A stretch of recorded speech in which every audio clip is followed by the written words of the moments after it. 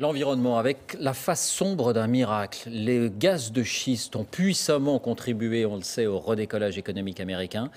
Ils sont aussi pointés du doigt de plus en plus en raison des énormes gaspillages dans l'exploitation.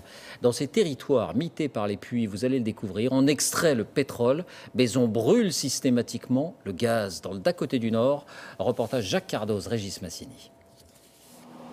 C'est le pays du gaz de schiste. Chaque marque rouge que vous voyez correspond à une exploitation. Nous survolons un parc national dans le Dakota du Nord, pourtant site protégé. Mais peu à peu, la nature perd du terrain. Les exploitants installent leurs puits de pétrole à grande vitesse. Une frénésie qui conduit même au gaspillage, non pas du pétrole, mais du gaz. En principe, ils devraient exploiter toutes les énergies récupérées. Mais le développement est tellement rapide qu'ils n'ont pas le temps d'installer des pipelines et des usines de transformation pour le gaz. Résultat, cet écologiste observe de plus en plus la présence de flammes et de torchères sur les exploitations. C'est le gaz naturel que l'on brûle immédiatement alors qu'on vient de l'extraire du sol. Environ 300 millions de mètres cubes de gaz par an fumés tous les mois ici. Une absurdité qui s'explique par la technique d'extraction, mais aussi parce que cela coûterait trop cher de conserver et d'acheminer le gaz. Alors on le brûle et on préfère ne garder que le pétrole. Pour Dave Glatt, le représentant du gouvernement, ce n'est pas si grave que ça. Je crois que l'objectif premier, c'est de récupérer le pétrole. Et le gaz, bon, c'est un peu le bonus qui vient avec. Quant à la flamme, elle brûle tout le méthane, donc d'un point de vue environnemental, c'est pas vraiment un problème. Par contre, c'en est un de gâcher la ressource en énergie. Si les autorités minimisent les risques, les particuliers, eux, constatent tous les jours la dangerosité de la situation. Aux États-Unis, chacun a en mémoire ses expériences. La présence de méthane dans l'eau, voilà ce que ça donne.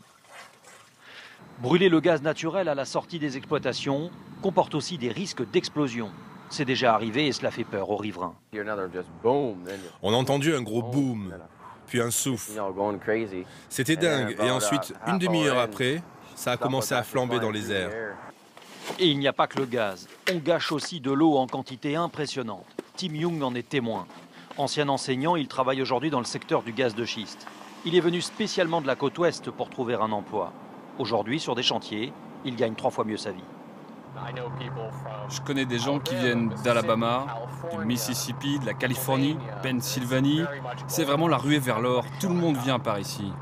Mais ce qu'il voit tous les jours sur ces terres agricoles le rend malade, car l'eau manque et elle est gaspillée. Quand on pompe le pétrole, il arrive un moment où il est trop profond, donc c'est compliqué de l'extraire. Il faut injecter de l'eau dans le puits pour le faire remonter, et même si on essaie de séparer l'eau du pétrole, c'est trop tard. Elle est inutilisable, elle est sale. Au total, 30% du gaz naturel extrait de ces terres est gaspillé, perdu à jamais. Une tendance qui pourrait même s'accentuer à l'avenir. Actuellement, il y a 11 000 puits. Il pourrait y en avoir 70 000 d'ici 30 ans.